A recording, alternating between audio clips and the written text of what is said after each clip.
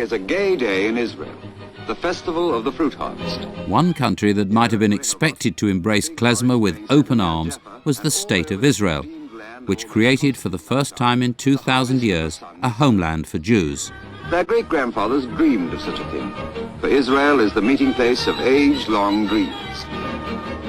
Some 1 million people gathered from around the world and set about building a culture that would connect them as a nation. These are the dances of biblical times, enjoying a new revival by youngsters claiming their heritage for the first time, casting back to their own beginnings for truths and beauty that belong to them. Surely klezmer, the music that had meant so much to so many, would prove a natural fit. Imagine you're one of the first settlers in the land of Israel. You're speaking Hebrew. You're creating a brand new culture in a brand new land. So anything that reminds you of the old world, the diaspora, such as klezmer, the Yiddish language, anything from that world is going to remind you of a time where the Jews were not at home, were not in Israel. And it's not going to be encouraged, and you're probably going to not be that interested in it. It's old. When you're setting up a country from scratch and you're trying to make a living selling pomegranates and navel oranges and avocado pears, there isn't really the time to create the background of a society which would then learn and cherish and nurture an old custom like klezmer music. Because I think klezmer music had gone from the planet anyway pretty well.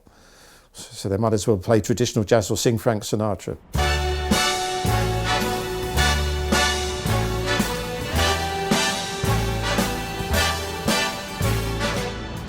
If neither Britain nor Israel saw value in klezmer, there was one country that would.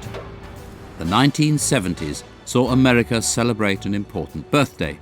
It was 200 years old as an independent nation, and the bicentennial celebrations sparked a new interest in the country's roots. People from all ethnic groups began exploring their own ancestry. It was one film in particular that fueled nostalgia for the descendants of Eastern European Jews.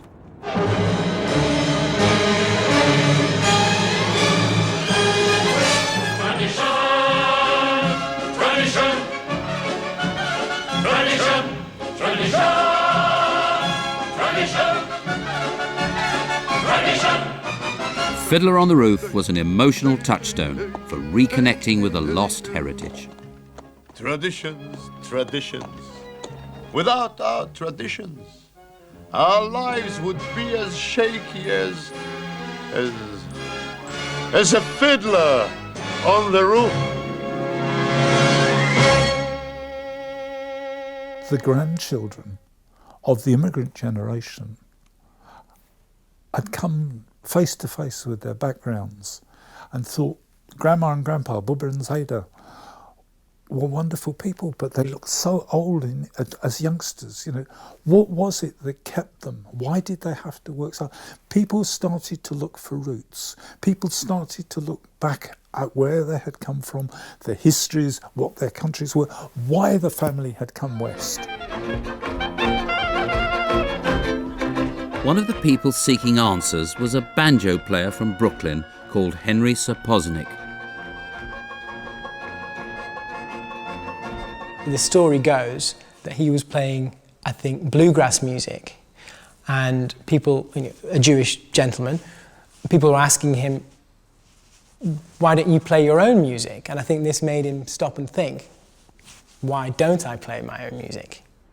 Sapoznik and others realised that their own music had all but gone. Luckily, the mass immigration of Eastern European Jews in the early 1900s had coincided with the beginning of the recording industry. And among those immigrants had been klezmorim, who had made records. Sapoznik began to collect them. In the 70s, there was no internet. You know, you couldn't go on YouTube and find it. You really had to hunt around. You had to go through old people's treasures from their grandparents, probably. And, you know, there were trunks under beds and, I don't know, cellars full of bins of old stuff, and kind of all the good stuff about hoarding produce great treasures. The result was a revelation to those searching for musical roots.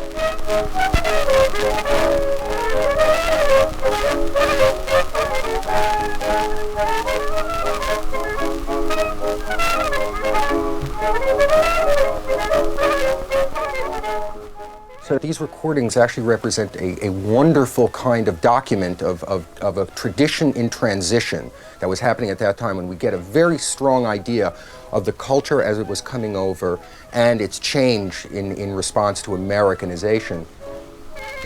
I like to think of them as sort of 3-minute musical Rosetta Stones. That is, they unlock the secrets of this tradition.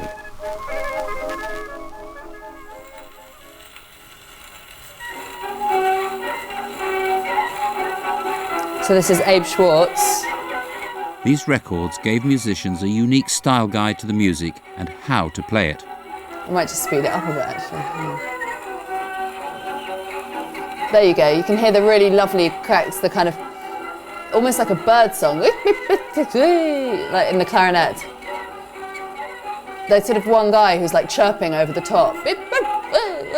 And then they're really playing as a band, but they're also kind of like weaving their own little stories in there, which is really, really lovely.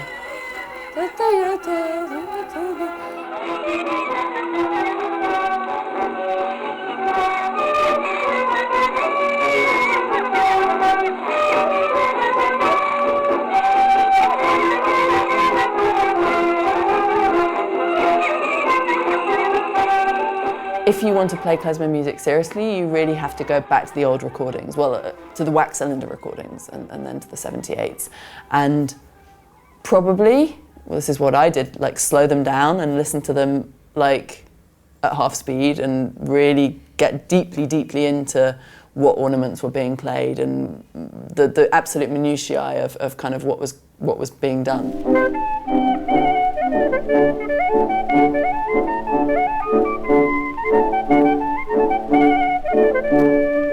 The first musicians to rediscover klezmer remained as faithful as possible to the original.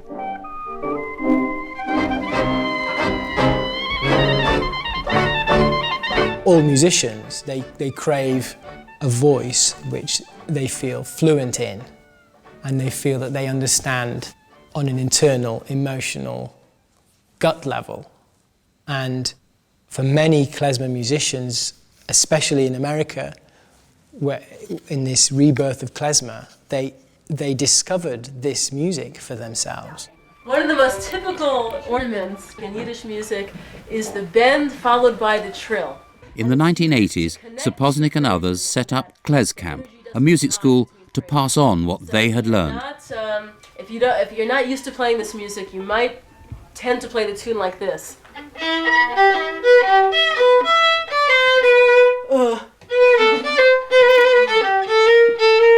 With that dead space between the phrases, but a really authentic Yiddish klezmer thing to do would be to do it like this.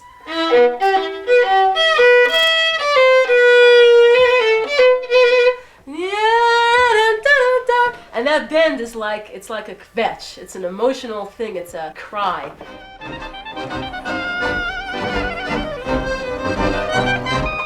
Klezmer became more than just a rediscovered music. It provided a focus for people to re-immerse themselves in a whole culture. And klezmer as a term was now used for the first time to describe this revived music, and it stuck. And the klezmer term is beautiful because it manages to find a category to put it in the record store. You can't look through the record store and look for East European Jewish wedding music. It doesn't make sense. But klezmer music fulfills that function. It also very conveniently takes the J word out of it. The klezmer renaissance coincided with an appetite for world music and opened it up to an international audience. The revival of interest in Yiddish culture and in klezmer music certainly started in the States, but that has, in a way, brought East European culture and Eastern and Jewish culture from over here. It's kind of brought it back and given us over here a chance to get back into it again. I mean, my great-grandparents came from Eastern Europe, but without the American influence, I may never have found it again. And others found their way back to it too.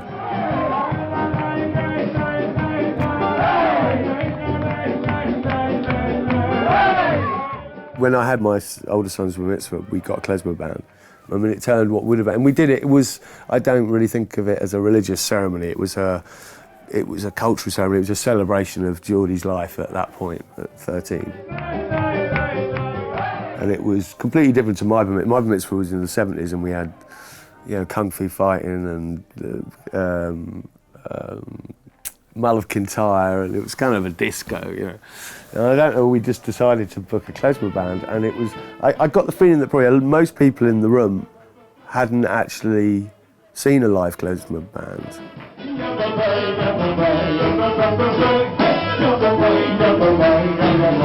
But it was, you know, what you witnessed, what that music did to that room, it just exploded with this music. It was like, it's in our DNA. You just couldn't help yourself. You know, young and old, everyone, it just was riotous. It was amazing.